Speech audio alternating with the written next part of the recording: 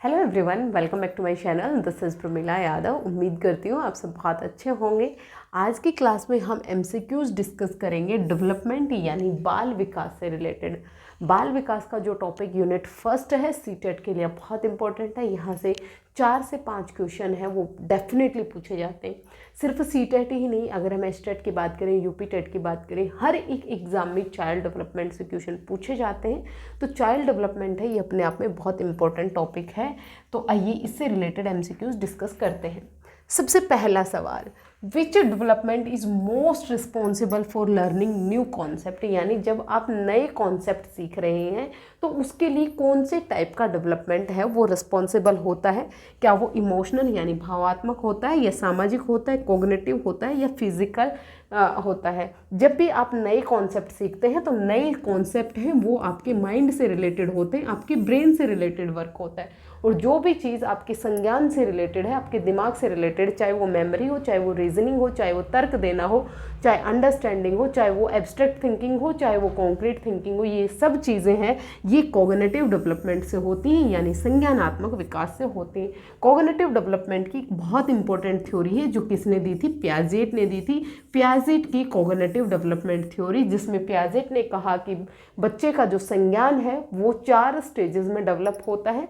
Sensory motor stage, pre operational stage, concrete operational stage और formal operational stage. इन्होंने कहा कि बच्चे का जो डेवलपमेंट है वो एडोलेसेंस तक, यानी जो मानसिक डेवलपमेंट है वो एडोलेसेंस तक 18 साल की उम्र तक डेवलप हो जाता है, 4 स्टेजेस में होता है। नेक्स्ट क्वेश्चन देखिए, बच्चा नियमों का पालन केवल सजा से बचने के लिए करता है, सही मानकर नहीं।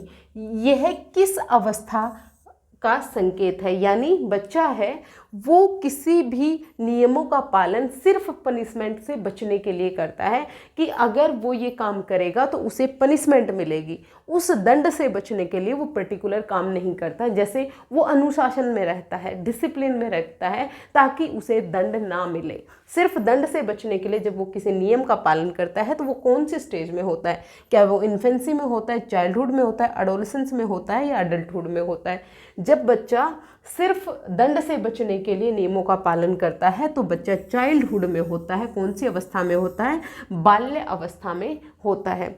ये जो सजा से बचने के लिए जो हुआ, यहाँ पर बच्चे अपनी मोरल रीजनिंग लगाते हैं, यानी बच्चा अपनी नैतिक तर्कणा लगाता है, कोई चीज़ सही है या गलत है। कोई चीज़ सही या गलत उसके कॉन्सिक्वेंसेस पर जब डिटरमाइन कर रहे हैं, उसके परिणाम डिटरमाइन कर रहे हैं कि कोई चीज़ सही है या गलत है। यानी अगर उसे प्रशंसा मिली तो वो काम सही है, और अगर उसे प्रशंसा नहीं मिली, उसे दंड मिला तो वो काम गलत है। उस दंड से बचने के लिए जब वो कोई अपनी रीजनिंग लगा रहा है तो कौन सी स्टेज में होता है, चाइल्डहुड की स्टेज में होता है। नेक्स्ट क्वेश्चन देखिए, development is predictable, this means, यानी डेवलपमेंट विकास है पूर्व अनुमानीय होता है। ये डेवलपमेंट का एक प्रिंसिपल है कि डेवलपमेंट है जो विकास है वो प्रेडिक्ट किया जा सकता है, अनुमान लगाया जा सकता है। जैसे हमारे यहाँ कहावत भी है कि पूत के पाँव तो पालने में ही दिख जाते हैं। तो ये क्या, इसका अर्थ क्या है, all children develop at same rate, यानी सभी बच्चे हैं वो सेम स्पीड से डेवलप होते हैं। सेम स्पीड कहें या रेट कहें एक ही बात है। Sequence of development is same for all, यानी हर एक बच्चे का जो डेवलपमेंट का सीक्वेंस है वो सेम रहता है। रिजल्ट आर सेम, रिजल्ट कभी भी सेम नहीं होते, बच्चों में इंडिविजुअल डिफरेंसेस होते हैं, व्यक्तिगत विभिन्नताएं होती हैं। इन्वायरमेंट हैज़ नो इफेक्ट, ऐसा तो है ही नहीं कि इन्वायरमेंट का कोई भी इफेक्ट नहीं होता है। बच्चे का जो डेवलपमेंट है वो हेरिडिटी और इन्वायरमेंट दोनों के कारण होता है। और सभी बच्चों में डेवलपमेंट का रेट सेम होने का मतलब क्या है कि हर एक बच्चा है वो 9 महीने में चलने लग जाता है। हर एक बच्चा है वो लगभग 2 साल की उम्र में फ्लुएंट बोलने लग जाता है। हर एक बच्चा है वो उसका जो संज्ञान है, जो उसका तर्क देने की जो क्षमता है वो बराबर होती है। क्या ऐसा होता है? नहीं, बच्चों में इंडिविजुअल डिफरेंसेस पाए जाते हैं, व्यक्तिगत विभिन्नताएं पाई जाती हैं। बच्चे का जो डेवलपमेंट का रेट है, बच्चे की डेवलपमेंट की स्पीड है वो डिफरेंट होती है। कोई बच्चा जल्दी चलना सीखता है, कोई बच्चा जल्दी बोलना सीखता है। हर एक बच्चा एक ही स्पीड से डेवलप नहीं होता है, लेकिन सीक्वेंस हमेशा सेम होती है। सीक्वेंस सेम होने का मतलब क्या है, पहले बच्चा एक शब्द बोलना सीखेगा, फिर 2 शब्दों को जोड़कर बोलेगा, फिर वो एक सेंटेंस बोलेगा, फिर वो एक पूरा पैराग्राफ लिख पाएगा। ये एक सीक्वेंस हर एक बच्चा ऐसे करता है। ऐसा नहीं है कि बच्चे ने बोलना शुरू किया और बोलते ही वो फ्लुएंट हिंदी इंग्लिश बोल रहा है, ऐसा नहीं होता है। डेवलपमेंट हमेशा एक पैटर्न में होता है, एक सीक्वेंस में होता है। सभी बच्चे सेम सीक्वेंस को फॉलो करते हैं, चाहे वो इंडिया का बच्चा है, चाहे वो अमेरिका का बच्चा है, और चाहे वो अफ्रीका का बच्चा है। हर एक बच्चे में सीक्वेंस सेम होती है, रेट डिफरेंस हो सकता है। नेक्स्ट क्वेश्चन देखिए, बच्चा बहुत जिज्ञासु है, बार बार क्यों पूछता है और आसपास की चीज़ें खोजता है, यह कौन सी अवस्था है? मतलब ये जो स्टेज है ये क्यूरियोसिटी की स्टेज है। क्यूरियोसिटी की स्टेज किसे कहा जाता है?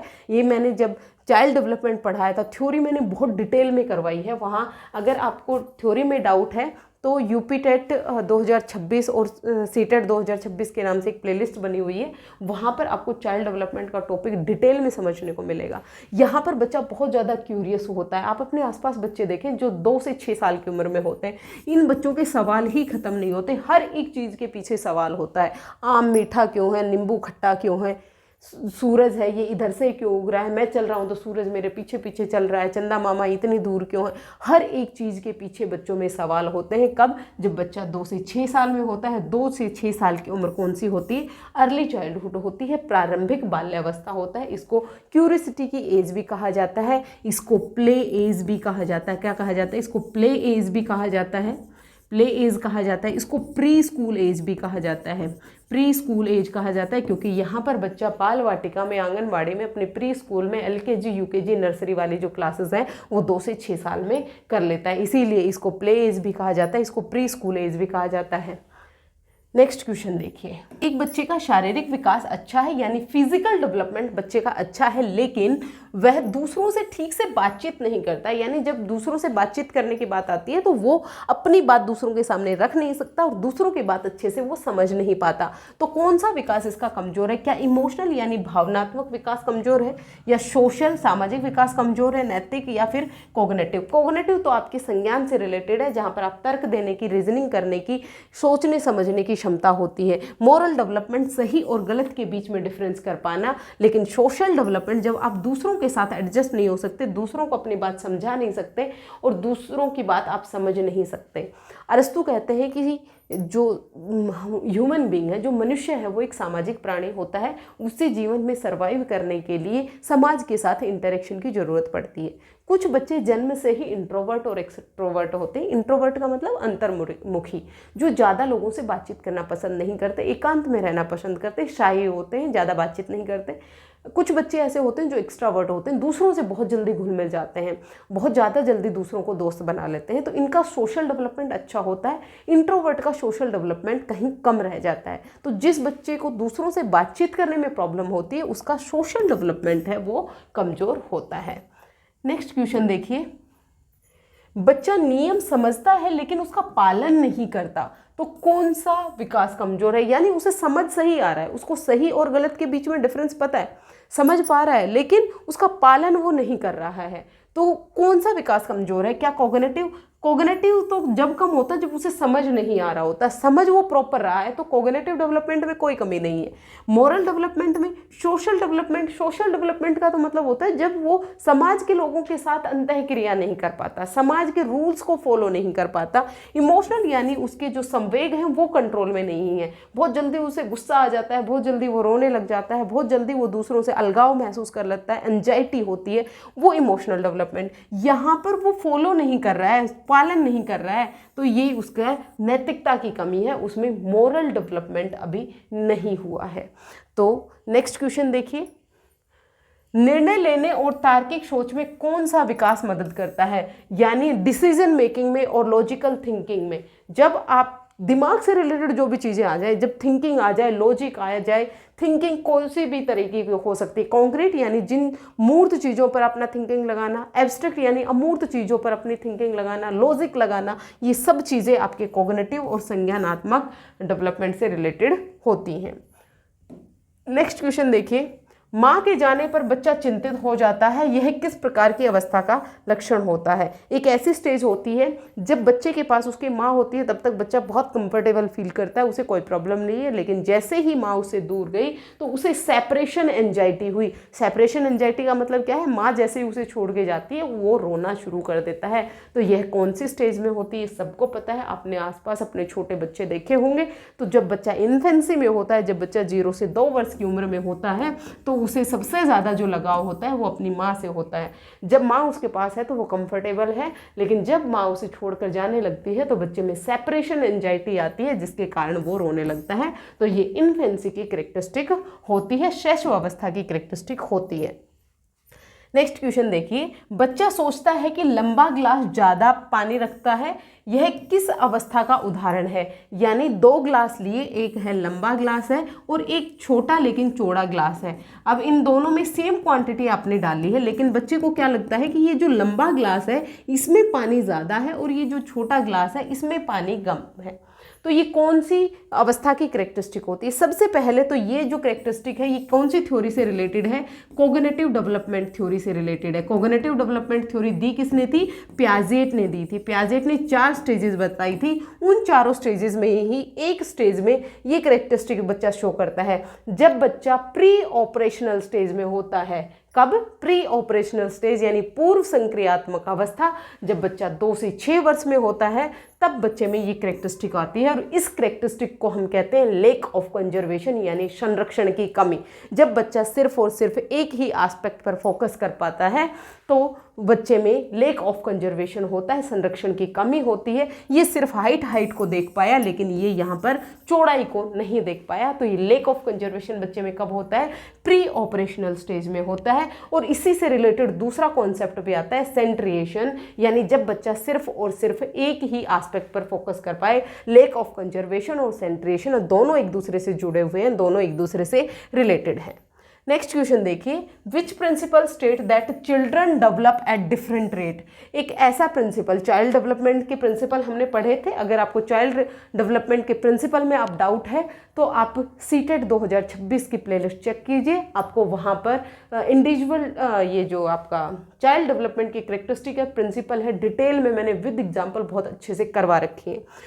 तो कौन सा सिद्धांत है जो बताता है कि हर एक बच्चा है वो डिफरेंट रेट से डेवलप होता है? तो ये इंडिविजुअल डिफरेंसेस यानी व्यक्तिगत विभिन्नताएं कहती हैं कि हर एक बच्चा अपने आप में यूनिक होता है। हर एक बच्चे का जो डेवलपमेंट का रेट है वो डिफरेंट होता है, और डेवलपमेंट का रेट डिफरेंट होने के पीछे का जो कारण है वो हेरिडिटी और एनवायरनमेंट होता है, आनुवांशिकता और वातावरण होती है। हर एक बच्चे की हेरिडिटी अलग होती है, हर एक बच्चे का वातावरण अलग होता है, उसके कारण बच्चों में व्यक्तिगत विभिन्नताएं पाई जाती हैं। आप अपने आसपास बच्चे देखिए, हर एक बच्चा एक दूसरे से अलग है, चाहे वो अपीयरेंस में देखें, फिजिकल डेवलपमेंट की बात करें, सोशल डेवलपमेंट की, मोरल डेवलपमेंट, हर एक बच्चा, यहाँ तक कि जो ट्विंस हैं उनमें भी कुछ ना कुछ डिफरेंसेस आपको देखने को मिलते ही मिलते हैं। ये है आपके इंडिविजुअल डिफरेंसेस।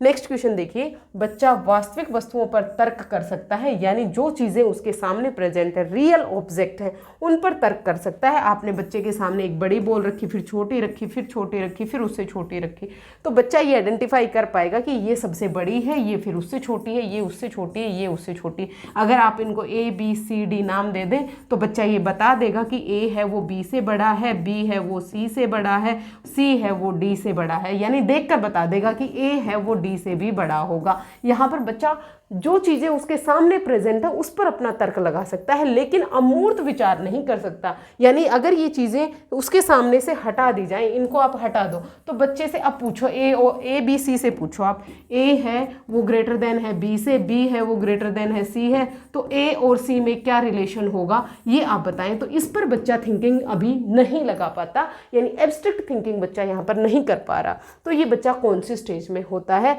तो आपको नाम से ही समझ में आएगा, कॉन्क्रीट ऑपरेशनल स्टेज, मूर्त संक्रियात्मक अवस्था। जब बच्चा लेटर चाइल्डहुड में होता है, बाद के बाल्यकाल की अवस्था में होता है, 6 से 12 वर्ष में होता है, तो बच्चे को ये तो समझ आता है कि जो चीज़ें उसके सामने प्रेजेंट हैं उस पर वो लॉजिक लगा लेगा, लेकिन जो चीज़ें उसके सामने प्रेजेंट नहीं है उस पर वो लॉजिक अभी नहीं लगा पाता।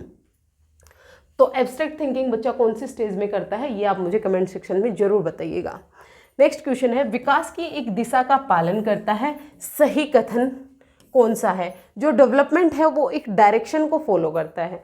डेवलपमेंट की 2 डायरेक्शन होती है, ना जाने कितनी बार सीटेट एग्जाम में डायरेक्शन से क्वेश्चन पूछा गया है, बहुत इंपॉर्टेंट है। यानी जो डेवलपमेंट है वो पर्टिकुलर 2 डायरेक्शन में होता है। 2 डायरेक्शन कौन कौन सी? स्फेलोकोडल और प्रॉक्सिमोडिस्टल। स्फेलोकोडल का मतलब जो डेवलपमेंट है वो सिर से पैर की तरफ होता है, यानी बच्चे को जब जन्म लेता है तो सबसे पहले जब बच्चे का डेवलपमेंट होना शुरू होता है सिर का डेवलपमेंट होता है। बच्चा अपनी नेक को कंट्रोल करना सीखता है, फिर बच्चा अपनी बैकबोन को कंट्रोल करना सीखता है, फिर बच्चा अपने लेग्स को कंट्रोल करना सीखता है। सिर से पैर की तरफ डेवलपमेंट हुआ। इसी तरह से दूसरी डायरेक्शन होती है प्रैक्सिमोडिस्टल, यानी अंदर से लेकर बाहर की तरफ। यानी जब बच्चे का डेवलपमेंट अंदर यानी इंटरनल ऑर्गन्स का पहले डेवलपमेंट होगा, फिर बच्चे की पूरी आर्म का डेवलपमेंट होगा, फिर बच्चे की ये कलाई का डेवलपमेंट होगा, फिर बच्चे की फिंगर्स का डेवलपमेंट होगा। डेवलपमेंट 2 डायरेक्शन में हुआ, सिर से पैर की तरफ और अंदर से बाहर की तरफ, सेंटर से पेरिफेरी की तरफ और हेड से टो की तरफ 2 का डायरेक्शन हुआ। देखिए ये रहा head to toe and centre to periphery. Head to toe को हम कहेंगे स्फेलोकोडल, सेंटर से पेरिफेरी को हम कहेंगे प्रॉक्सिमोडिस्टल डेवलपमेंट।